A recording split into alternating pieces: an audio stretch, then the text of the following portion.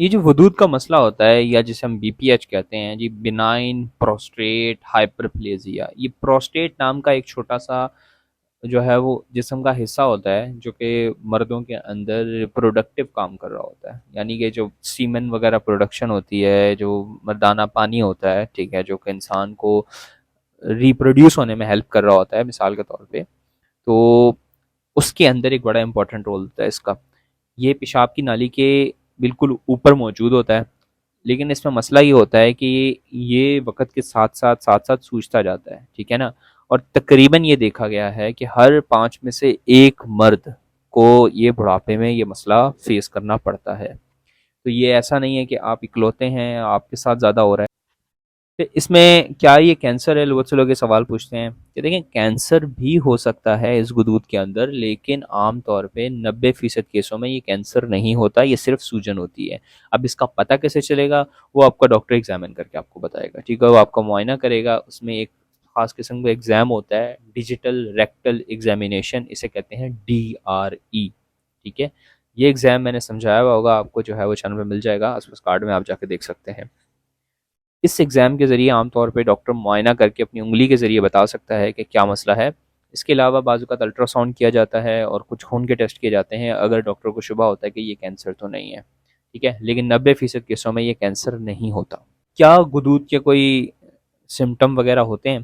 तो जी हाँ, इसका जो सबसे बड़ा सिम्पटम होता है या वजूद का सबसे बड़ा जो मसला होता है वो ये होता है कि ये एक किस्म का पेशाब की नाली के ऊपर मौजूद होता है। अगर मैं आपको यूँ समझाऊँ, अगर ये पेन है तो पेन को इस तरीके से ये इसने कवर किया हुआ होता है, ठीक है। और जब इसमें सूजन आएगी तो होगा क्या कि ये नाली मज़ीद दबा देगा। जब मज़ीद दबाएगा तो क्या होगा, आपका जो पेशाब है वो सही तरीके से खाली नहीं हो पाएगा, आपका मसाना पूरे तरीके से या आपका ब्लैडर सही तरीके से खाली नहीं हो पाएगा। तो हमेशा आपको यूरिन के सेंसेशन महसूस होती रहेगी कि मुझे अभी भी आ रहा है, मुझे अभी भी आ रहा है, ठीक है। इसमें ऐसा होता है कि मरीज़ बताता है कि मुझे 7-7 8-8 बार भी जो है ना वॉशरूम जाना पड़ता है सिर्फ छोटे पेशाब के लिए, ठीक है। तो ये एक बड़ा मसला होता है कि एक बार-बार जो है ना वॉशरूम जाने के बावजूद भी आपका मसाना या आपका जो ब्लैडर होता है वो पूरी तरीके से खाली नहीं हो पा रहा होता और आपको फिर भी महसूस हो रहा होता है कि मुझे भी यूरिन आएगा। इसके अलावा क्योंकि इसको बहुत ज़ोर से इसने नाली को दबाया हुआ होता है, तो होता क्या है कि जैसे कि प्रेशर से जाके यूरिन पहले गिरता था, वो नहीं होता। जो आपकी यूरिन की एक धार होती थी वो कमज़ोर हो जाती है और यूरिन जिस जगह पे आप कर रहे हैं वहीं पे गिरना शुरू हो जाएगा। जैसे अगर आप देखेंगे तो झरने से पानी दूर जाकर थोड़ा गिरता है, वैसे नहीं गिर रहा होगा, बिल्कुल निकलते ही फ़ौरन गिर रहा होगा, क्योंकि प्रेशर सारा उस वो दूध ने नाली को दबाया हुआ है, उस वजह से प्रेशर ख़राब हो जाता है, ठीक है।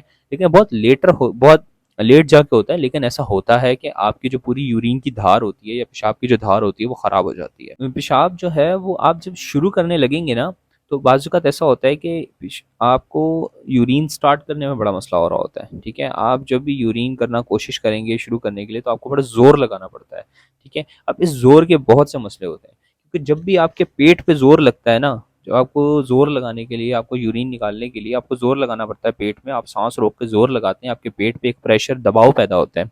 वो दबाव क्या करता है, वो आपको हर्निया करवा देता है, ठीक है ना। तो इसलिए जो मरीज़ जिनको हर्निया होता है और साथ में गुदूद का या बीपीएच का भी मसला होता है, उनको पहले कहा जाता है कि पहले बीपीएच का मसला हल करवाएँ, उसके बाद हर्निया का ऑपरेशन होगा, वरना हर्निया का ऑपरेशन फ़ायदेमंद नहीं होता।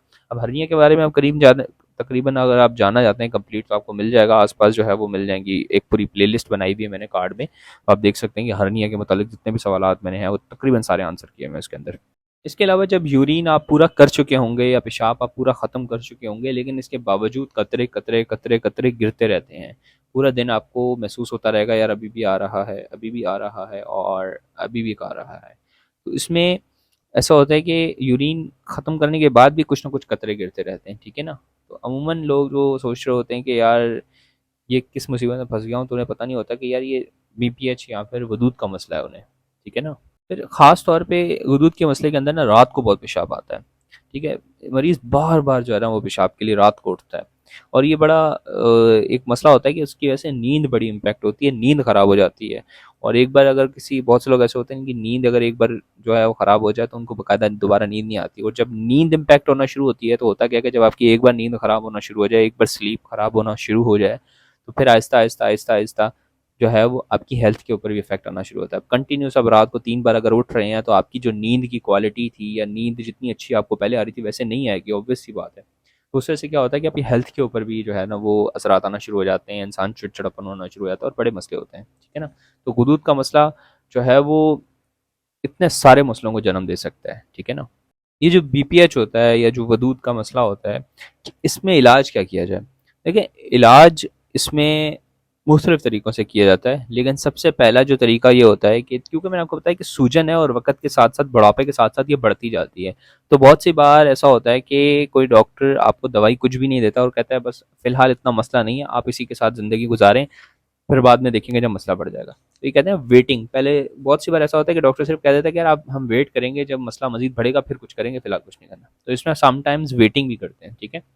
फिर मसला जब बहुत ज़्यादा बढ़ जाता है, ठीक है ना, आहिस्ता-आहिस्ता जब मसला मज़ीद बढ़ जाता है तो फिर क्या किया जाता है, फिर इसमें कुछ मेडिकेशंस होती हैं, दवाइयाँ होती हैं, कुछ टैबलेट होती है, वो आपको रात को रोज़ाना एक बार लेनी पड़ती है, ठीक है ना।